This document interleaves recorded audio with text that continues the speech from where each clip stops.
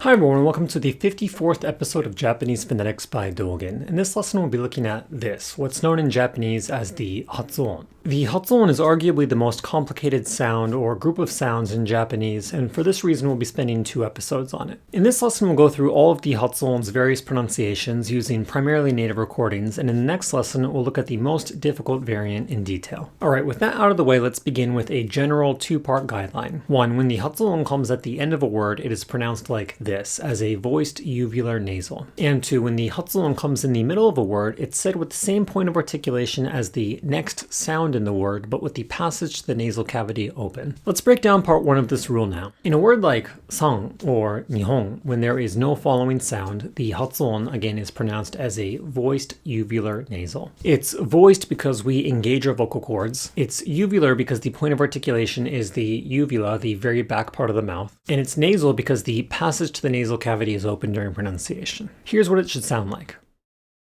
Sang, sang, sang.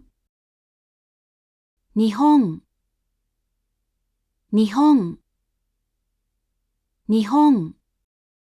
So when there's no following sound, the hatsuon is pronounced as a voiced uvular nasal. Okay, now let's move on to the second part of this guideline. When the hatsuon comes in the middle of a word, it's said with the same point of articulation as the next sound in the word, but with the passage to the nasal cavity open. This may sound a little bit complicated, but the English N actually behaves in a similar way, so let's begin by looking at that. Try slowly saying the word neck a few times, noting how in the N, the tip of the tongue comes into contact with the alveolar ridge.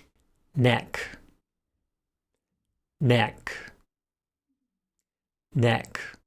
Now try saying the word sink a few times, noticing how the tongue doesn't touch the alveolar ridge, but the upper back part of the mouth, or the velum. Sink.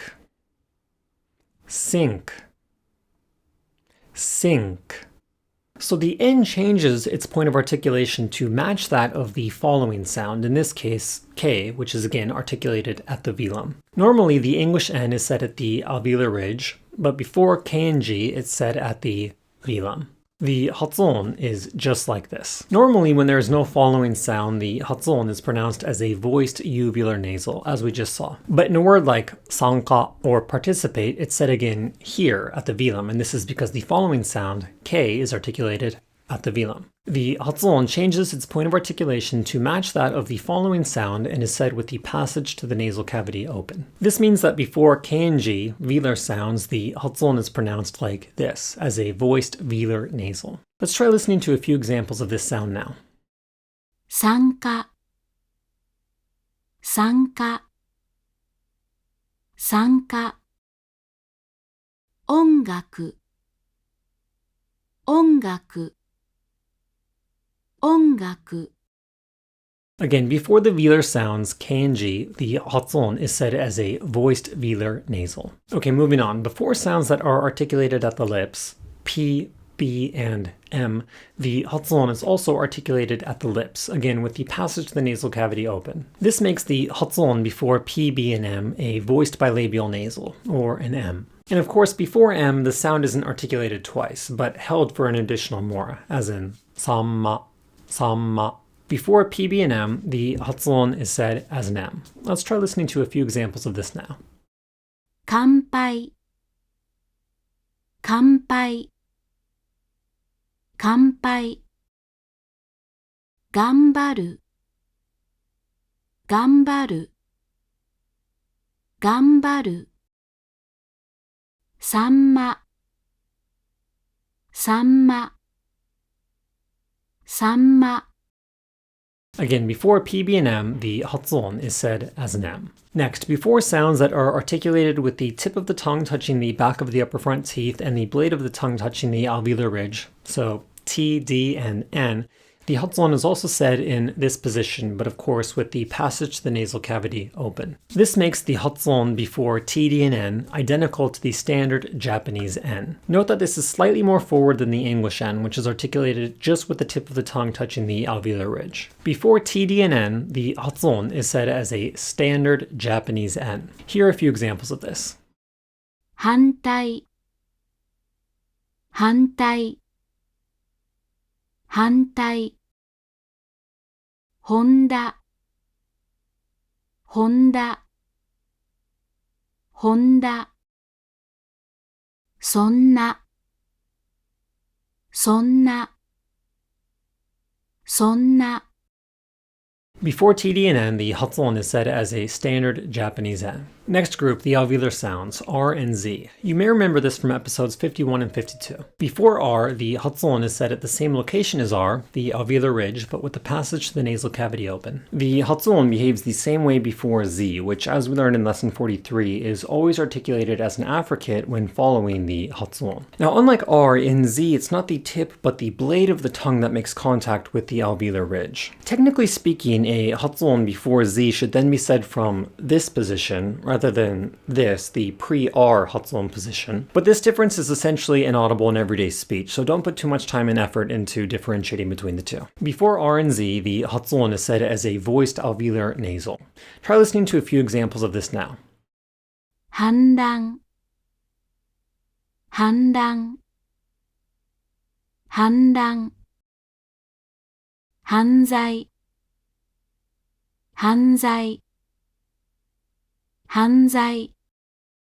Before R and Z, the hatsuon is said as a voiced alveolar nasal. Finally, before sounds that are articulated at the pre-palatal area, so chi and ji, the hatsuon is also said at the pre-palatal area, naturally with the passage to the nasal cavity open. Thus, before chi and ji, the hatsuon is articulated like this, as a pre-palatal nasal. Try listening to a few examples of this now. 山頂、山頂、山頂。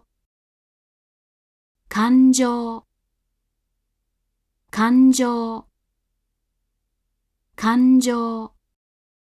Before chi and ji, the hatsuon is pronounced as a pre-palatal nasal. I'd also like to briefly mention that the hatsuon gets palatalized before the palatalized versions of any of the aforementioned sounds. So before ni, it's not actually said here, but here, the same place as ni. Before pi, it's not actually said here, the standard P position, but here, the palatalized P position, and so on and so forth. Don't worry about this too much, however. This should come naturally. Okay, so we've covered a lot of sounds thus far, but most of these are relatively easy. Again, this is because the tongue simply travels to the location of the sound it comes before. That said, there's still one major hatsuon variant left, and it's by far the most difficult. This is the nasalized vowel, and it occurs whenever the hatsuon comes before a sound that doesn't completely block the outgoing air, so vowels, fricatives, and approximants. But what is a nasalized vowel? Put simply, it's a voiced sound in which the tongue doesn't touch any part of the mouth and we exhale through both our mouth and our nose. It's that semi-nasal sound in words like reason 原因、 or midnight. 深夜。 Again, this is a very complex sound, so we'll wait until the next lesson before we really break things down in detail. For now, just note that during pronunciation, the tongue never touches any part of the mouth and that we exhale through both our mouth and our nose. Here are a few examples of what the nasalized vowel should sound like. 原因、原因、原因。深夜、深夜、深夜。観察、観察、観察。 So before vowels, fricatives, and approximants, the hatsuon is pronounced as a nasalized vowel. We'll look at the sound in detail in the next episode. Okay, let's get into the summary for today's lesson. 1. When there's no following sound, the hatsuon is said as a voiced uvular nasal, as in 日本、 2. When the hatsuon is said in the middle of a word, it's said with the same point of articulation as the next sound, but with the passage to the nasal cavity open. It's a voiced velar nasal before K and G, as in 参加、 a voiced bilabial nasal before PB and M, as in 乾杯、 a voiced denti-alveolar nasal before TD and N, as in 反対、 a voiced alveolar nasal before R and Z, as in 反乱、 and a voiced prepalatal nasal before chi and ji and other palatalized sounds, as in 山頂、 and 3. Before vowels, fricatives, and approximants, the hatsuon is pronounced as a nasalized vowel. In this voiced sound, the tongue never touches any part of the mouth, and air is exhaled through both the mouth and the nose, as in 原因、Alright guys, that's all for this episode. I hope that you found it useful. As previously mentioned, in the next lesson we'll be looking at the nasalized vowel in detail, using a couple of drills to help us tweak and refine our pronunciation. As always, if you have any questions or concerns, feel free to leave a comment below. Thank you very much for the continued support, and I look forward to speaking with you again soon.